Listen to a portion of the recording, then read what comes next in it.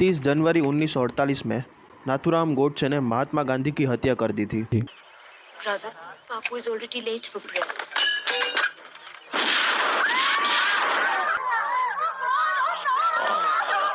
नाथूराम गोडसे ने गांधी जी को क्यों मारा, ये जानने से पहले हमें ये देखना पड़ेगा कि भारत के समक्ष क्या चुनौती थी, भारत के ऊपर क्या चुनौती थी।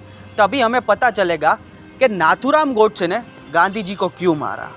तो चलिए हम देखते हैं कि हमारे भारत के समक्ष क्या चुनौती थी, हमारे आज़ाद भारत के ऊपर क्या चुनौती थी।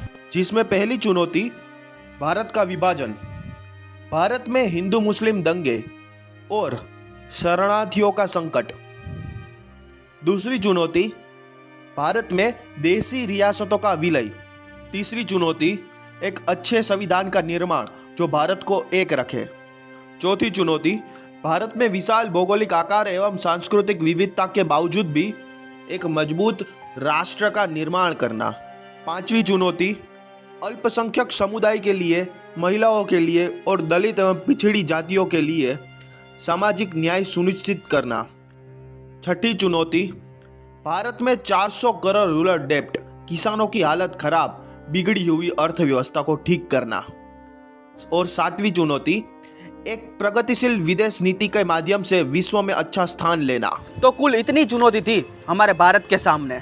और आज हम बात करेंगे पहली चुनौती के ऊपर, भारत पाकिस्तान का बंटवारा और शरणार्थियों का संकट, भारत में दंगे, पाकिस्तान में दंगे और गांधी गोडसे विवाद। 15 अगस्त 1947 भारत आज़ाद भी हुआ और पाकिस्तान भी अलग हुआ और भारत में दंगे भी चालू हुए। दंगों में कुल 10 लाख लोग मारे गए और 1 करोड़ 40 लाख लोग भारत से पाकिस्तान और पाकिस्तान से भारत पलायन भी हुए और बहुत सारी स्त्रियों का बलात्कार भी हुआ। हालांकि कोई चाहता नहीं था कि भारत और पाकिस्तान के बीच बंटवारा हो, परंतु इतने सारे दंगे और इतनी सारी लाश और इतने सारे बलात्कार के कारण आखिरकार बंटवारा करना ही पड़ा। इन सब चीज़ों के कारण कांग्रेस और गांधी जी पार्टीशन के लिए मान गए, मतलब कि बंटवारे के लिए मान गए। हालांकि मैं आपको बताना चाहता हूं, सिर्फ गांधी की हाँ से ही बंटवारा नहीं हुआ, कांग्रेस के बहुत सारे नेता ने भी हाँ कही थी, जिसमें नेहरू है, पटेल है, इन सभी की हाँ से बंटवारा हुआ है। इसमें सिर्फ गांधी ही जिम्मेदार नहीं है। हालांकि इस बंटवारे का प्रभाव हमारे संविधान पर भी पड़ा। पहले हम संविधान में केंद्र और राज्य को बराबर पावर देना चाहते थे, परंतु बंटवारे के डर से संविधान निर्माताओं ने केंद्र को ज्यादा पावर दिया और राज्य को कम, क्योंकि उनको डर लग गया फिर से कोई राज्य या फिर से कोई जगह अलग हो गई, फिर से कोई नया पाकिस्तान बन गया। तो इसलिए हमने केंद्र को ज्यादा पावर दिया और राज्यों को कम पावर दिया। ये बंटवारे का असर हमारी विदेश नीति पर भी हुआ। आज भारत में जो चकमा शरणार्थी है, रोहिंग्या शरणार्थी है, ये सारी देन विभाजन की है, बंटवारे की ही है। विश्व के अन्य क्षेत्रों में क्षेत्रीय संगठन है, जैसे कि आसियान, सेलाक, ये सब निरंतर प्रगति कर रहे हैं, परंतु सार्क उतनी प्रगति नहीं कर रहा है। इसका कारण है भारत पाकिस्तान का तनाव। आज बहुत सारे लोग, व्हाट्सएप यूनिवर्सिटी वाले लोग, यूट्यूब यूनिवर्सिटी वाले लोग ये बोल रहे हैं कि गांधी के कारण विभाजन हुआ, गांधी के कारण भारत पाकिस्तान अलग हुआ। मैं उन लोगों को बताना चाहता हूँ कि इसमें ये विभाजन में सिर्फ हाँ गांधी ने नहीं की थी, ये विभाजन में हाँ कांग्रेस ने भी की थी और कांग्रेस में नेहरू और पटेल जैसे नेता भी थे। तो सिर्फ गांधी ने नहीं की थी। थोड़ा आप ही सोचो, आपके पास एक जमीन का टुकड़ा है और इस टुकड़े के लिए आपका किसी के साथ विवाद है। थोड़ा आप ही सोचो, और वो विवाद में वो जमीन के टुकड़े के लिए आपके सामने आपकी माँ बेटी का बलात्कार हो रहा है, तो क्या वो जमीन आप गवा नहीं दोगे? क्या वो जमीन के लिए आप अपनी माँ बेटी को नहीं बचाओगे? तो उस वक्त तो बहुत सारी स्त्रियों का बलात्कार हुआ था, 10 लाख लोग मारे गए थे, उसमें बच्चे, बूढ़े, स्त्री, पुरुष, जवान सभी थे। अगर बंटवारे में और थोड़ी देर करते तो शायद ये आंकड़ा बड़ा होता, 10 लाख नहीं होता, और ये आग पूरे भारत में फैल जाती, और शायद ये जो आज हम भारत देख रहे हैं वो इतना नहीं होता और टुकड़ों टुकड़ों में विभाजित होता। तो मेरा कहना यह है, ये डिसीजन एकदम सही था, एकदम सटीक था। मेरा कहना यह है, और सिर्फ जमीन में ही बंटवारा नहीं हुआ था, क्षेत्र में ही बंटवारा नहीं हुआ था, पैसों में भी बंटवारा हुआ था, और तो और वस्तुओं में भी बंटवारा हुआ था और ये पैसों का बंटवारा बन गया विवादित।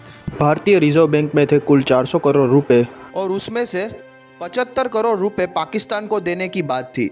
20 करोड़ तो भारत ने पहले ही दे दिए थे। बाकी के 55 करोड़ जब भी पाकिस्तान मांगेगा या उसे जरूर पड़ेगी तब देने की बात थी। पाकिस्तान ने कश्मीर पर आक्रमण कर दिया था, इसलिए हमारे नेता डर गए थे। इसलिए उन लोगों को ऐसा लगता था कि जिन्ना ये राशि का प्रयोग भारत पर आक्रमण करने के लिए हथियार खरीदी में ना करे। और तब गांधी जी थे दिल्ली में और अनशन पर बैठे थे, क्योंकि भारत में किसी किसी क्षेत्र में दंगे चालू थे और अनशन का कारण था दंगे रुक जाए। हालांकि गांधी जी की उम्र के कारण डॉक्टर ने भी कहा था कि ऐसे ही गांधी जी ने अनशन करा तो गांधी जी की मृत्यु हो सकती है। माउंटबेटन ने जिन्ना के साथ बात की गांधी जी के अनशन को लेकर, परंतु जिन्ना ने कोई दिलचस्पी नहीं दिखाई। फिर मौलाना अबुल कलाम आज़ाद जाते हैं और गांधी जी को समझाते हैं, बापू आप जो पूर्ण शांति की बात कर रहे हो वो अब संभव नहीं है। परिस्थिति की गंभीरता को समझिए बापू, और हम ऐसा क्या कर सकते हैं जिससे आप अनशन तोड़ दे। तब गांधी जी 4 शर्तें रखते हैं। पहली, मुसलमानों को घर से निकलने की सुरक्षा मिले। दूसरी, 176 मस्जिदों पर हिंदू ने कब्जा कर लिया है वो मुसलमानों को वापस दे। तीसरी, मुसलमानों को उर्स के त्यौहार को सुरक्षित ढंग से मनाने की इजाज़त दे। चौथी, पाकिस्तान को वह रकम लौटा दे जो उसके हिस्से की है। तो ये 55 करोड़ की बात और गांधी जी ने जो मुसलमान की साइड ली थी वो कट्टर हिंदूवादी संगठनों को अच्छी नहीं लगी और इस कारण कट्टरवादी हिंदू संगठन गांधी जी को मारना चाहते थे। और कट्टर हिंदूवादी संगठन में मदन लाल पहवा, नारायण आप्टे, विष्णु करकरे और नाथुराम गोडसे थे। इन्होंने 12 जनवरी 1948 को गांधी को मारने की ट्राई तो की थी, जिसमें मदन लाल पहवा ने गांधी जी पर बम भी फेंका था, परंतु वो दूर जाकर फटा, इसलिए गांधी जी बच गए। फिर 30 जनवरी 1948 में नाथुराम गोडसे बिरला भवन में गांधी जी की हत्या कर देते हैं। Brother, Papu is already late for prayers.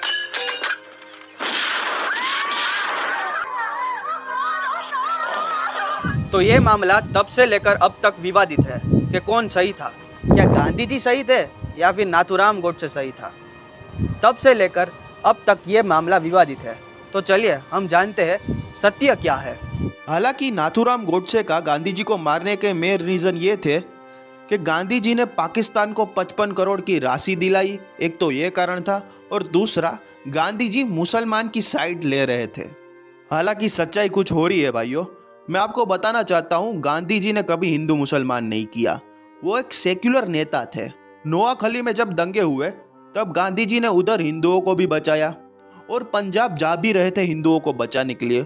18 सितंबर 1947 को दयागंज मस्जिद में वो मुस्लिम भाइयों को कहते हैं पाकिस्तान सरकार को अपने रवैये के लिए निंदा करनी चाहिए और जिन लोगों ने पाकिस्तान छोड़ा और अपने घर बार छोड़े वो हिंदू भाइयों को और सिख भाइयों को वापस बुलाना चाहिए विथ फुल सेफ्टी।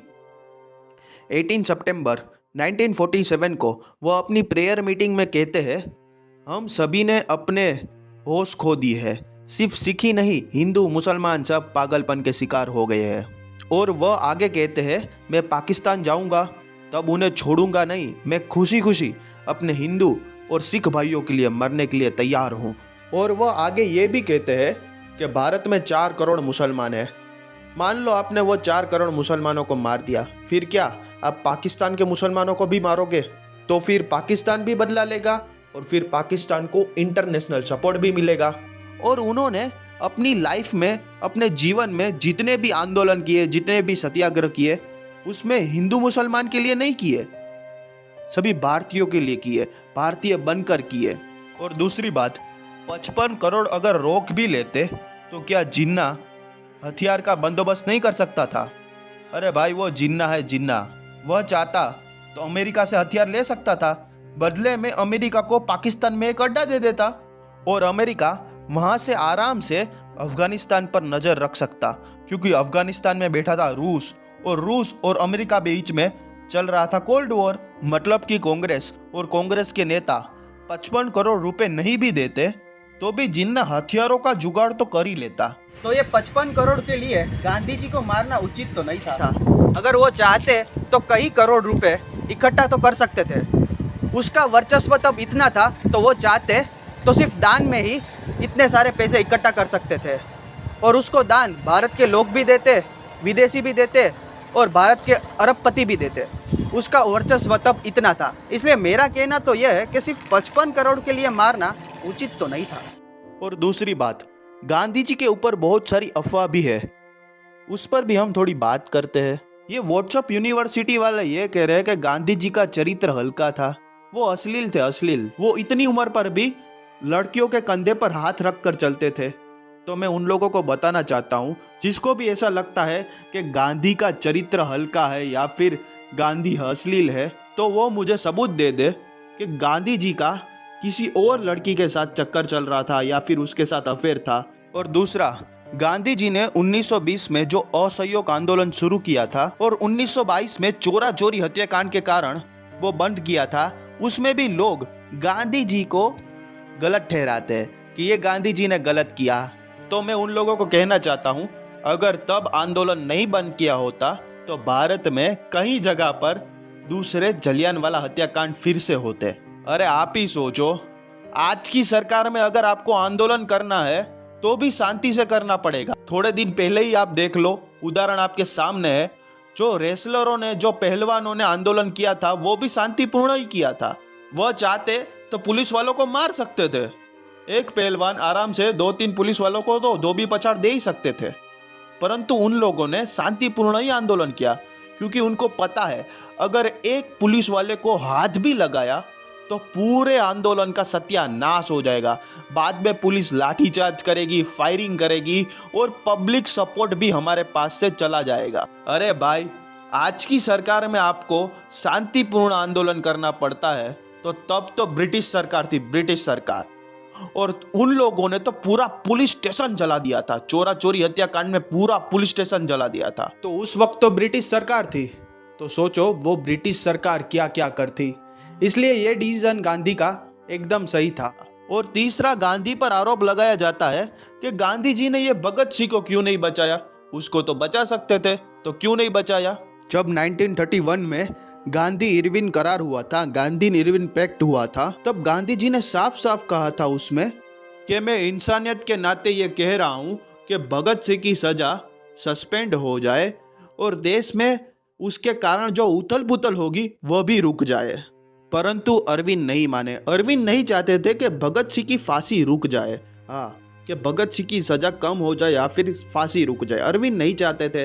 फिर भी गांधी जी ने एफर्ट्स तो नहीं छोड़े। उन्होंने तेज बहादुर सफरू को, एम.आर. जयशंकर को, श्रीनिवास शास्त्री को लेटर लिखकर कहा कि तुम जाओ वायसराय से बात करो, भगत सिंह की फांसी के ऊपर कैसे भी करके भगत सिंह की फांसी रुक जाए।